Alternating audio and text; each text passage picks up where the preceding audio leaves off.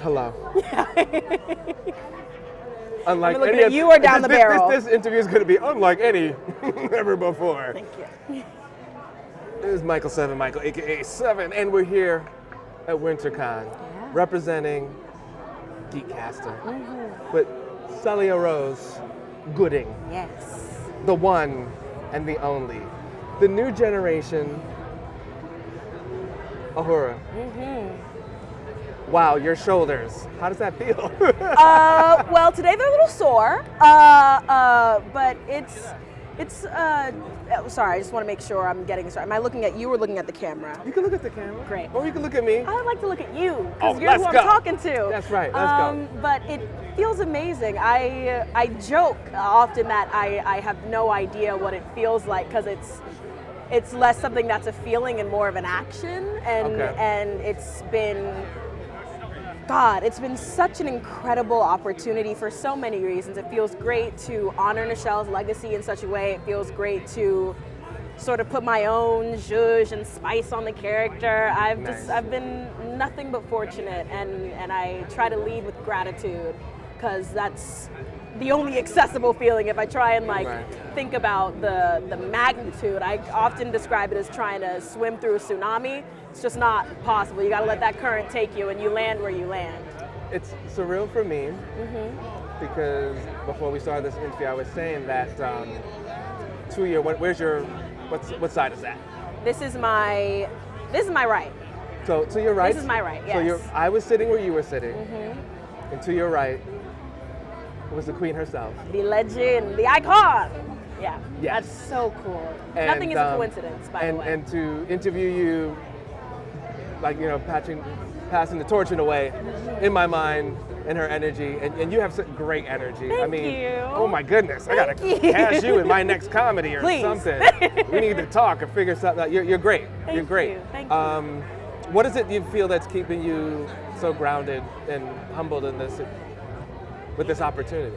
I think the reminder that this character is not just mine, that this character has been created before me, and that this character means so much to people who I've been able to meet and people who I may never get to meet. But there's an entire community of people who look to me and see themselves, see their loved ones, see future versions of themselves, previous versions of themselves, it's like I am but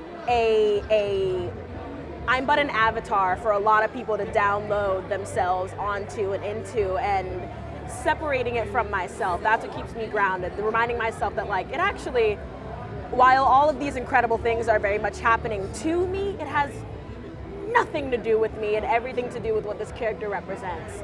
The perseverance, the grace, the pride and gratitude and excitement and curiosity and just everything that she was able to showcase. And knowing that those are human experiences that will live far beyond me and have lived well before me, that's what keeps me aware of my place in this ever-moving machine that is Trek. What other roles that you've done that we might have? I was in a Broadway musical years ago now. It was called Jagged Little Pill. That was my big break as a performer. And then 2020 and the shutdown, and December of 2020, I got an email for a Star Trek show, and I was like, that's cool. And it's been wheels up 360 miles per hour ever since. Wow. Yeah. I know it's kind of hard, maybe, in some ways but are there anything as far as creatively that you would like to play or be or do, or oh gosh, visions for yourself? I have so many. Or you just want to go in the mountain and start painting? I mean, sometimes yes. Sometimes I want to go into the mountain and throw pottery for the rest of my life. But other times, I think specifically with Uhura, she's given me such a lane to sort of try everything. I get to play a woman healing. I get to play a woman discovering herself.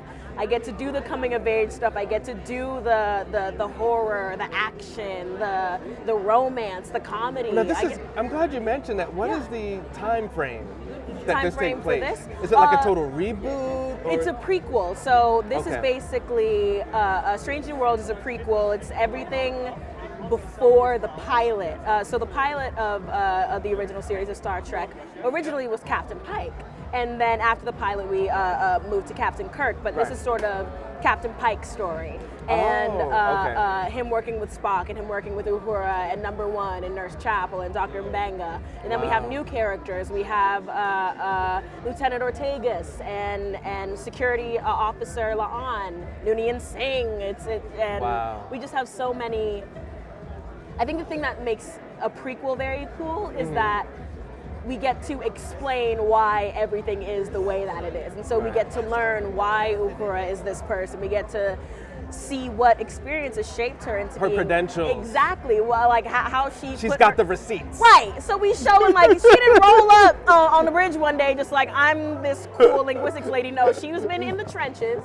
She was a cadet, then she was an ensign, then she worked her way up, and I get to do the fun actor part of just filling in. I get to color. Nichelle set up the line. She set up the structure, and now I get to do the thing and just make it my own. I get to. And you will. Let's go. Right. What's your social media? How do we follow you, support you? You can follow me at Celia R. Gooding, spelled the way it sounds. You can just find me there. Watch Star Trek Strange New Worlds on Paramount Plus, please. And yeah, I got to do this, even though this is like the end. But oh gosh, that's me. Look at that. That's also me. Here is also me. That's also me. And this is you. And this is me. The many iterations of me. Thank you so much. Happy to do this. Thank you. Bye.